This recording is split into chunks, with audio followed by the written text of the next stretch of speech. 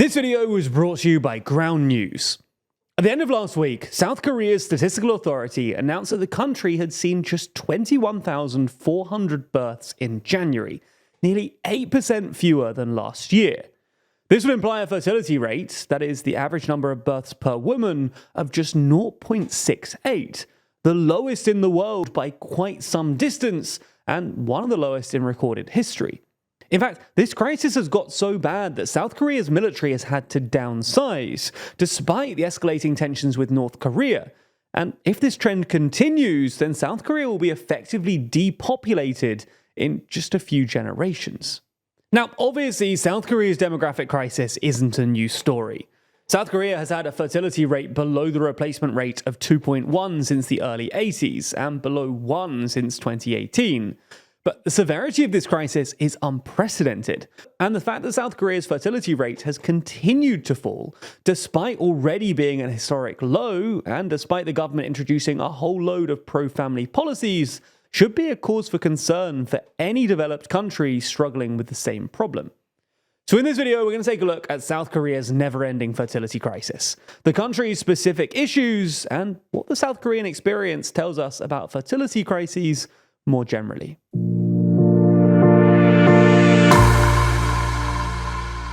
Before we start, if you haven't already, please consider subscribing and ringing the bell to stay in the loop and be notified when we release new videos.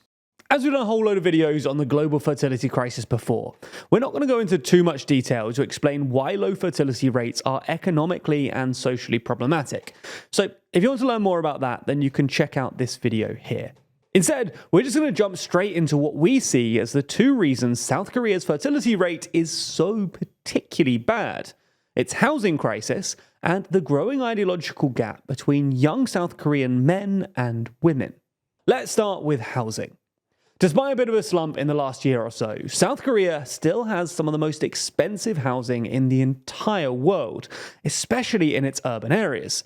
According to data from 2022, the median house in Seoul costs about 15 times the annual median salary, which would make Seoul the most expensive city in the developed world, apart from Hong Kong. Now, super high property prices obviously mean super expensive mortgages, which is the main reason that South Korea has some of the highest levels of household debt in the world. Unsurprisingly, expensive housing and high household debts discourage South Koreans from having families. Now, this might come as somewhat of a surprise considering that South Korea's population is already shrinking. After all, you'd expect that a declining population would mean less demand for housing and therefore lower prices. But unfortunately for young South Koreans, this hasn't happened for two further reasons. Firstly, like in many developed countries, housing has become a speculative investment in South Korea. Now, this is in part because interest rates were relatively low in the decade or so after the financial crash, which made mortgages cheaper and encouraged people to pile their savings into property. But it's also because South Korean governments have an electoral incentive to keep house prices high. Because, as an aging population, the South Korean electorate is increasingly dominated by old people who already own their houses outright. Secondly, this problem has been exacerbated by the fact that basically everyone in South Korea wants to live in Seoul, which puts an upward pressure on property prices in or around the capital. And it doesn't really matter that property prices are falling elsewhere. For context, South Korea's economy and politics is absolutely dominated by Seoul, and roughly 50% of South Korea's entire population, some 26 million people, live in the Seoul metro area. For comparison, only about 20% of the UK's population live in Greater London, and everyone thinks that the UK is too London-centric already. The only countries we could think of that are similarly dependent on a single metro area are Denmark and Japan, where something like a third of the population lives in the Copenhagen and Tokyo metro areas respectively. Regardless, Seoul's dominance means that South Korea has one of the most urbanized populations in the entire world.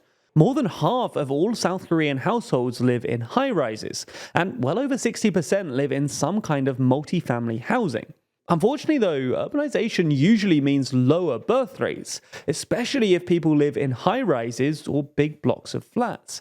According to 2021 data from the US, for instance, families who live in normal houses have a fertility rate of about 2, but this falls to 1.8 for those living in buildings divided into 3 to 4 apartments, and continues to fall as the number of apartments in the building increases. In fact, in high-rise apartment blocks, that's buildings with 50 or more apartments, the fertility rate is just 1.33. And this is a large part of the reason why Seoul has a fertility rate below even the South Korean average at about 0.5. You get the idea then. Not only is housing super expensive in South Korea, especially for young people, but it's also not family friendly. Anyway, on to the second reason, South Korea's growing gender divide. Now, we made a video not long ago about the so-called global gender divide, which describes the fact that in many developed countries, young women are getting more liberal while young men are getting more conservative. Now, as you can see from this graph, South Korea is the most extreme example of this. This is largely because South Korean men are generally pretty culturally conservative. They're way more likely than Europeans to say that women should focus on their families instead of working. And South Korea also has one of the worst work environments for women, with the widest gender pay gap in the OECD. According to their voter behavior, however, South Korean millennials and Gen Z are even more conservative than older generations. And young men in their 20s and 30s were more likely to vote for the conservative presidential candidate, Young Suk-yeol, at the 2022 election than those in their 40s and 50s. Now, many young South Korean men apparently blame this growing divide on feminism, and a poll in 2019 found that 59% of Korean men in their 20s, quote, strongly oppose feminism, with 26% marking the intensity of their opposition as a 12 on a scale of 0 to 12. Yoon himself courted the anti-feminist vote during the election, promising to abolish the country's gender equality ministry.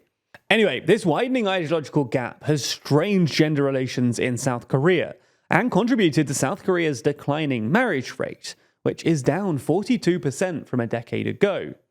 Less marriages obviously means less babies, especially because having children out of wedlock is still very much frowned upon in South Korea. But while there are clearly country-specific factors at play here, the South Korean experience should be a lesson to any government trying to stimulate their birth rate. Over the last 20 years, the South Korean government has spent the equivalent of $200 billion on pro-family policies, but to no avail.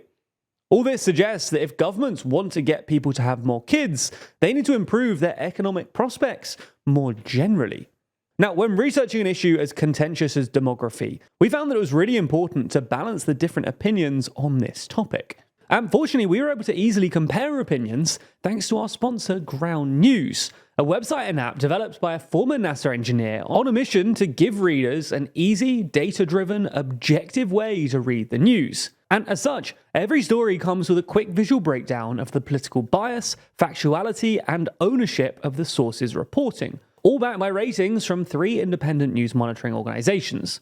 For example, take this story about South Korea's northern neighbors launching missiles ahead of the upcoming elections. Right away, you can see that the story has had 100 outlets reporting on it, and of those 100, 21% lean left, while 33% lean right. And every news story comes with a detailed view of the bias distribution, factuality score, and even specific ownership information. You can also swipe through some of the headlines to get more of a detailed understanding about how reporting might change based on political bias. I especially like their blind spot feature too, which shows you stories underreported by either side of the political spectrum. Ground News is such a useful tool for our current media landscape, and I cannot recommend it enough. I've become much better at spotting political bias, and I've surprisingly challenged some of my own views too. In fact, if you subscribe today, you'll get 40% off their Vantage plan. That's $5 a month for unlimited access to every incredible Ground News feature. This offer is only available here, so make sure you go to ground.news/TLDR or check out the link in the description to get started and support an independent news platform working to make the media landscape more transparent.